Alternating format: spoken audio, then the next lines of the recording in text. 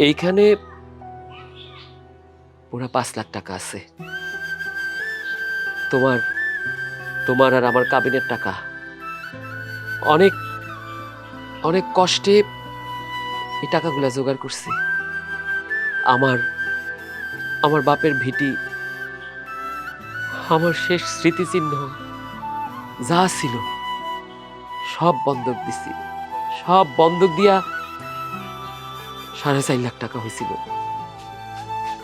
বাকি 50,000 টাকা আমি সুদে আনছি।